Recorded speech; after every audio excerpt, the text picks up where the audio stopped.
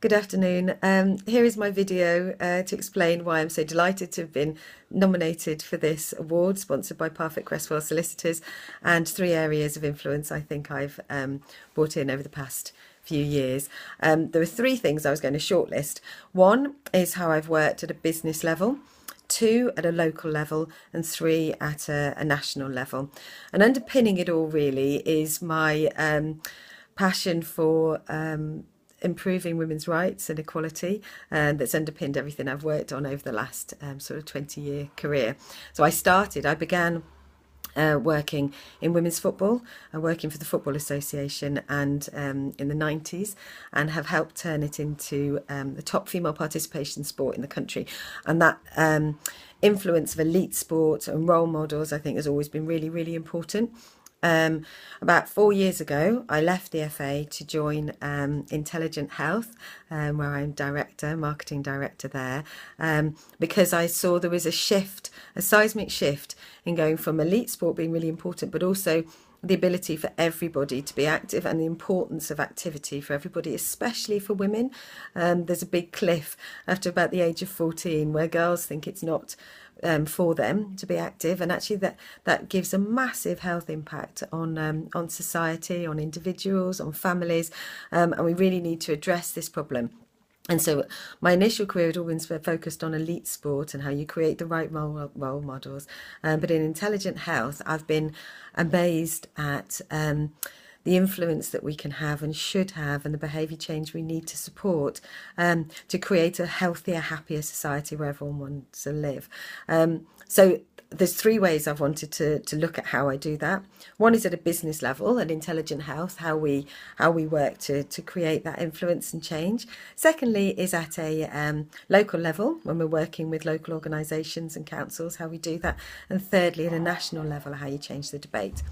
So at a business level, I wrote the FA strategy for women's football, three of those. For 4 or 5 year programs.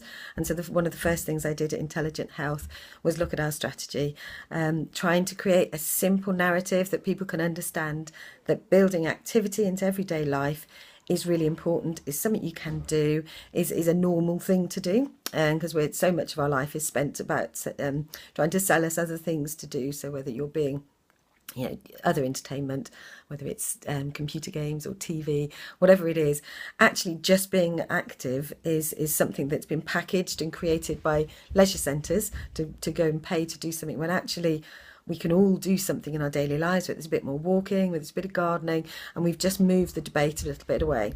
So the first thing I did was create a strategic plan for Intelligent Health. I've been a director there for 4 years, and we've gone from, I think it was 6 staff when we started, to over 30 now. A big turnover, big investors, and a real understanding. We're on a mission to build active communities. We've got a very clear narrative of what we're trying to do. All of our programs together make sense and fit into a plan, and together we're working to achieve something. And I think that's a really important thing. If you're working in a business, you've got to have a shared vision, and it's got to be very clear, and you've got to be able to articulate it. So in a business level, that's the influence that I've brought in. Excuse me.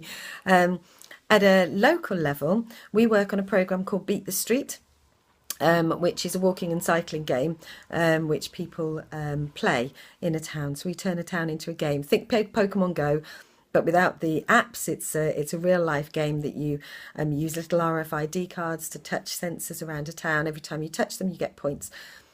So when I started, we had, I think 20,000 people have played. The last 2 years, we've had 300,000 a year. We've really grown. We've really understood our audience. We've done a lot of work. And everything we do then at a local level is to help empower people, connect them together. It's about the social determinants of health, but they don't need to know that. It's about understanding your community, enjoying things, getting together, realising that you can make change. Now, 71% of our participants are women. Because they're the drivers in the family, they're the ones who make a lot of the decisions, and so we think it's really important that we work with them.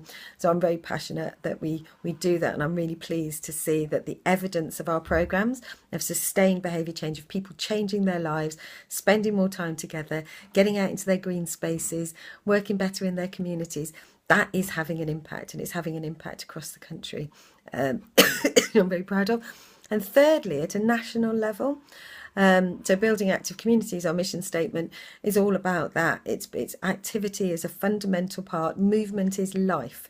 That is the message that we're trying to bring out, and we're trying to change that debate, working with Sport England, Public Health England, helping to make simple messaging and make sense for everyone. And just to say, so one of the things that I did recently was working with the Youth Sport Trust, created an animation for them to give to teachers about the importance of moving in classrooms and why it's so important, and give it in their language and help them. There's a lot of other areas we've worked on, GP training and that kind of thing, just to take the essence of the idea why moving is important and share it. And they're the three ways that I'm hoping bringing influence across my business, a national level and a local level. Thank you. Bye.